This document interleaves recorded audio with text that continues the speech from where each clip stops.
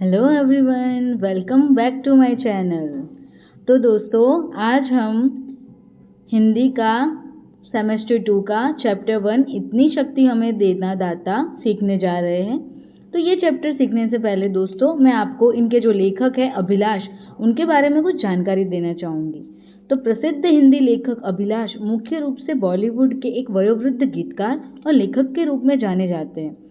इनका पूरा नाम ओम प्रकाश है और इनका जन्म 13 मार्च 1946 में दिल्ली में हुआ था।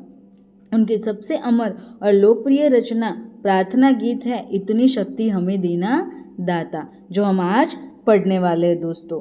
तो इतनी शक्ति हमें देना दाता, यह जो गीत है वह 1986 यानी कि 1986 में आई फिल्म अंकुश के लिए लिखा गया था। यह गाना देश विदेश के हजारों स्कूलों, कॉलेजों और अन्य संस्थानों में प्रार्थना के रूप में अपनाया गया है और इसका 8 से अधिक भाषाओं में अनुवाद भी हो चुका है। तो दोस्तों, यह प्रार्थना गीत हम आज सीखने जा रहे हैं। तो यह एक प्रार्थना काव्य है। काव्य में ईश्वर से प्रार्थना की गई है। ये जो काव्य है, इसमें ईश्वर से क्या की गई है दोस्तों? प्रार्थना की गई है कि किसी भी परिस्थिति में किसी से कोई भूल ना हो, यानी कि वह परिस्थिति कोई भी हो, अच्छी हो या बुरी हो, पर किसी से कोई भूल ना हो। सबका जीवन उदात्त बने, यानी कि अच्छा बने, उन्नत बने, ऐसी मंगल की कामना की गई है। किसी के प्रति बैर भावना या बदले की भावना मन में न रखकर सभी का जीवन मधुबन यानी कि बगीचा बने, ऐसी भावना इस काव्य में दोस्तों व्यक्त की गई है। तो कवि ने जो भावना व्यक्त की है वह हम आगे देखते हैं। तो शुरू करते हैं दोस्तों। इतनी शक्ति हमें देना दाता, मन का विश्वास कमजोर होना, हम चले नेक रास्ते पे हमसे भूल कर भी कोई भूल होना। तो दोस्तों, कवि कहते हैं कि इतनी शक्ति हमें देना दाता। यहाँ दाता भगवान को कहा गया है, यानी कि हमारे जो ईश्वर है वो। तो भगवान हमें इतनी शक्ति देना कि हमारे मन का जो विश्वास है वह कमजोर ना हो, यानी कि टूटे ना, अडिग रहे। हम चले नेक रास्ते पे हमसे, हम नेक रास्ते पे चले, यानी कि अच्छे रास्ते पे चले, ताकि भूल कर भी यानी कि गलती से भी हमसे कोई भूल ना हो। आगे बढ़ते हैं दोस्तों।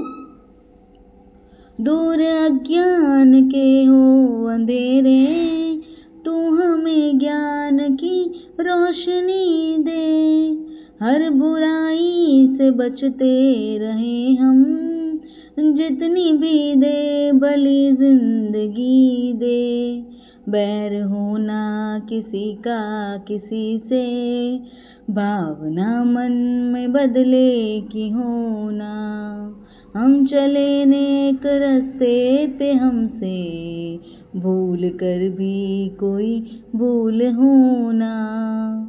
दोस्तों, दूर अज्ञान के हो अंधेरे, यानी कि जितने भी अज्ञान के जो अंधेरे हैं हमारे अंदर, वो आप दूर करो, ताकि आप हमें ज्ञान की रोशनी दे सको।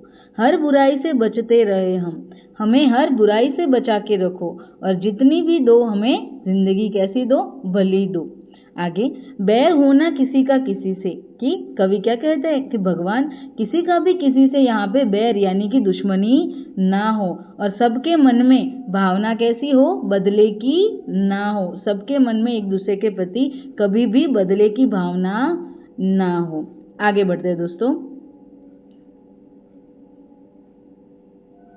हम न सोचे हमें क्या मिला है, हम ये सोचे किया क्या है अर्पण, फूल खुशियों के बाटे सभी को, सबका जीवन भी बन जाए मधुबन, अपनी करुणा का जल तू बहा के, कर दे पावन हर एक मन का कोना।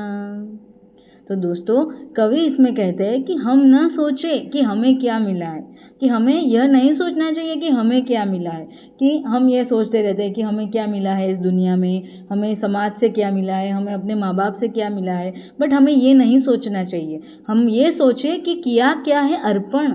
हमें हमेशा यह सोचना चाहिए कि हमने समाज को, दुनिया को, हमारे जो पेरेंट्स हैं उन्हें क्या दिया है। फूल खुशियों के बांटे सभी को, हमें सबको खुशियों के फूल बांटने चाहिए ताकि सबका जीवन मधुबन बन जाए, यानी कि एक बगीचा बन जाए। अपनी करुणा का जल तू बहा के, अपनी करुणा, करुणा यानी दोस्तों दया, तो दया का जल तू बहा के कर दे पावन हर एक मन का कोना। अगर हम दया भाव से सबके साथ रहेंगे तो सबका मन कैसा हो जाएगा, पावन हो जाएगा। आगे बढ़ते हैं दोस्तों। हम अंधेरे में है रोशनी दे, को न दे खुद को ही दुश्मनी से। हम सजा पाए अपने किए की, मौत भी हो तो सहले खुशी से। कल जो गुजरा है फिर से न गुजरे, आने वाला वो कल ऐसा होना। दोस्तों कवि आगे कहते हैं कि हम अंधेरे में हैं, हमें रोशनी दे, कि हे भगवान हम अंधेरे में जी रहे हैं, आप हमें रोशनी दीजिए, यानी कि हमारा रास्ता आप साफ कीजिए, हमें बताइए कि हमें कौन से रास्ते पे चलना चाहिए, अगर हम गलत है तो हमें सही की राह दिखाइए। खो न दे खुद को ही दुश्मनी से, हम एक दूसरे के प्रति जो बैर भाव, दुश्मनी रख रहे हैं, इस वजह से हम जिस अंधेरे में जी रहे हैं तो आप वह दूर करो और हमें रोशनी दीजिए, यानी कि हमें सच्चाई बताइए। हम सजा पाए अपने किए की, यानी कि हमें अपने किए की सजा मिलनी चाहिए। मौत भी हो तो सहले खुशी से, ताकि हमें मौत भी हो तो हम खुशी से सहले।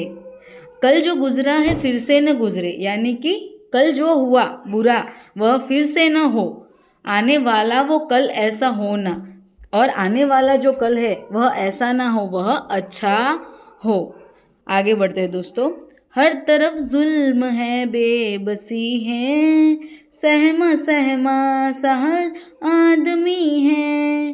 पाप का बोझ बढ़ता ही जाए, जाने कैसे ये धरती थमी है।